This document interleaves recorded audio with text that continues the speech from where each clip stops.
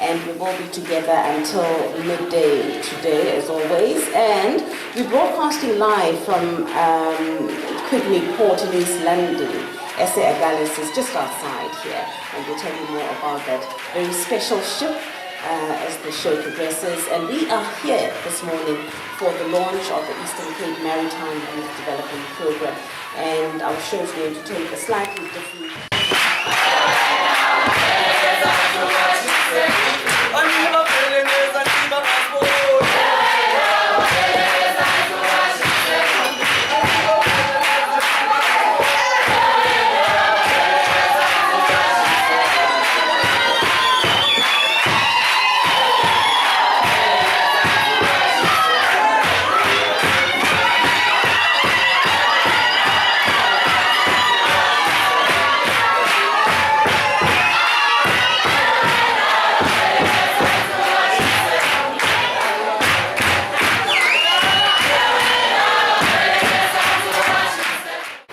Program Director. I'm gonna speak in English and Xhosa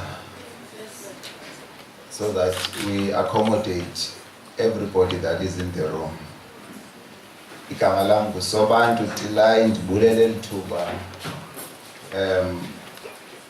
premier. But phezu kwabantu bonke abalapha, I would like to especially greet the students who are here. Good morning to you. Good morning. We are in this as SAMSA in order to make sure that the maritime industry plays its part in the South African economy in general. Now, if you go to Chapter 7 of the National Development Plan, it talks about South Africa's place in the nation, within other nations.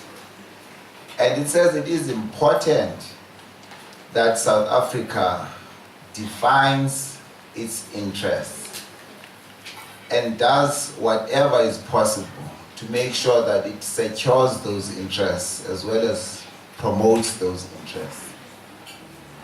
So if I'm talking to the students who are here, SAMSA has got 3 objectives. The first objective is to make sure that we promote, we protect the safety of life at sea. Those people that work at sea need not die at sea due to navigational errors or any other accidents. Our duty is to make sure that when they are at sea, they are protected, at least their lives. The second one, when ships trade, they interact with the environment, the fish that is there, and all the environmental elements. The second objective for SAMSA is to make sure that the maritime environment does not get polluted by the ships. So it is to prevent that pollution. And the third one, it is to promote South Africa's maritime interests. Now there's the maritime, there's the interest coming in. But what are these interests? Now, if you are South Africa, where you are, you have a country that is fully dependent on shipping for its existence. The importance of the maritime sector within the whole world, and particularly the shipping sector, that 80% of any country's economy generally depends on shipping. We're here today trying to secure South Africa's maritime interests. There's a company called Vuka Marine.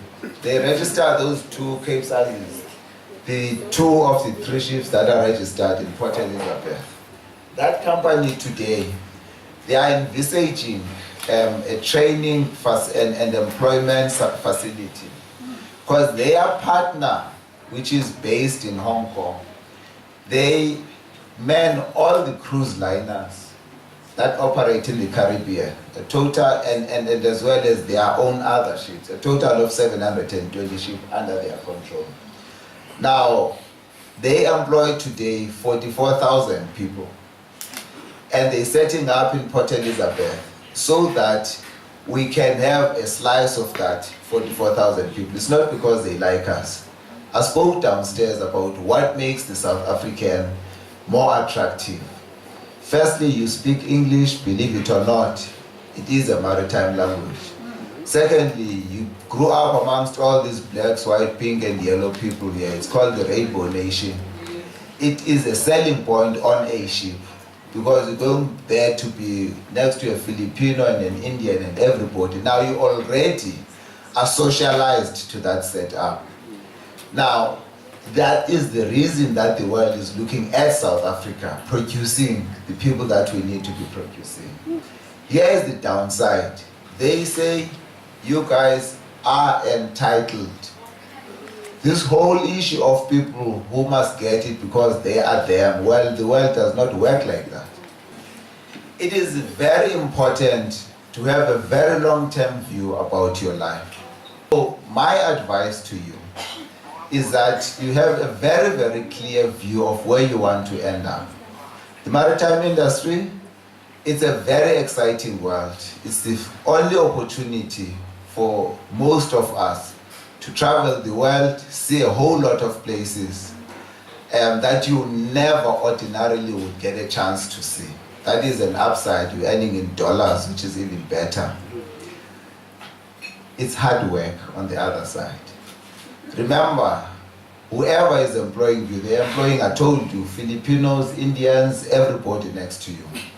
And the last thing you want is to be said that, well, we prefer Indian seafarers to South Africans because of this and the other reason.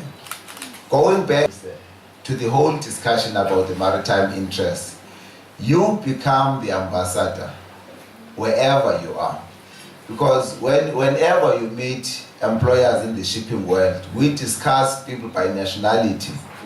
There is a criteria. They will tell you what they like about South Africans, what they like about Filipinos, what they like about each and every other nationality. Now, you create that impression by the things that you do or you do not do. So it is important for you not to let us down. Otherwise, we'd have a much bigger difficulty selling anybody else that will come after you. They'll fire you. But then you can't get anybody else who must come after you. So it is important that, as I'm saying, we think very, very clearly and really carry yourselves in an exemplary fashion, knowing that it's an opportunity that if you get right, a whole lot of people behind you will also get it.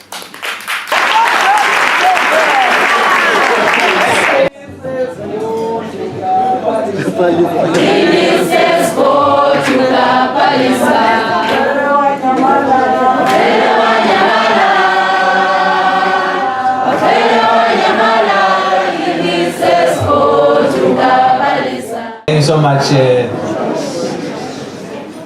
Director of the program, the MEC, the honorable members of the provincial legislature, the mayors, the mayor of Buffalo City Metro, the mayor of Port St. John's, the deputy executive mayor of OR Tambo, the Director General and all the leaders present, more importantly, the participants in this program, Abafundi, you've made us feel really very, very proud that in spite of the difficulties, certainly we are heading the right direction. And once again, thank you very much for affording me that opportunity, because you know what?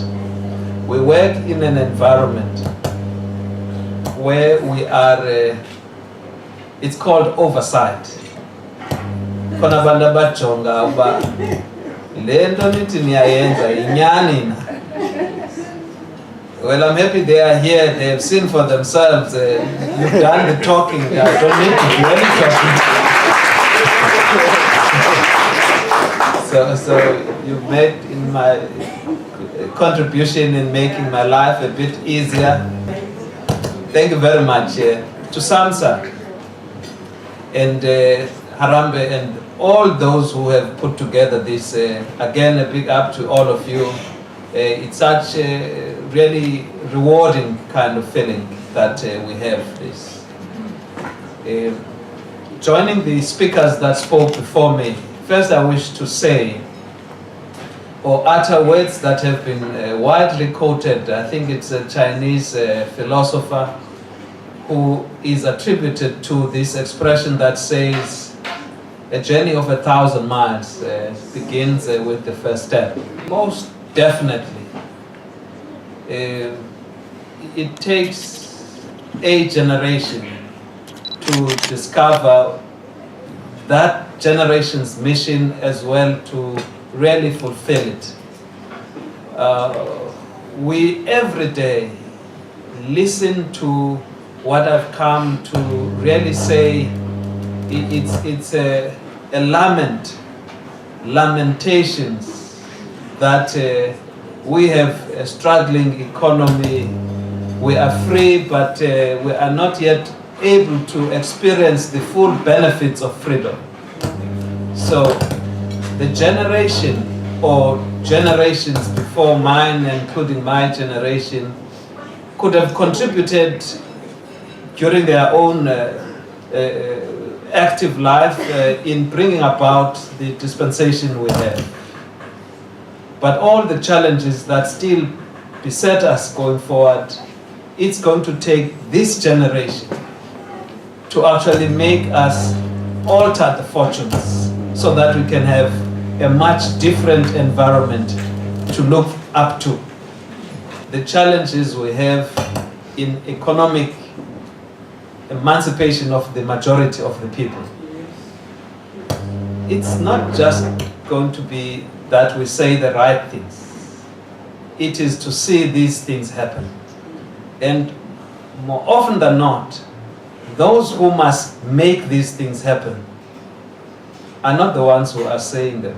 But I'm quite inspired by how, in the time you have had, you are actually shaping up to the kind of challenge that is ahead of us. And I think it should be that we look at this as but the beginning of what we need.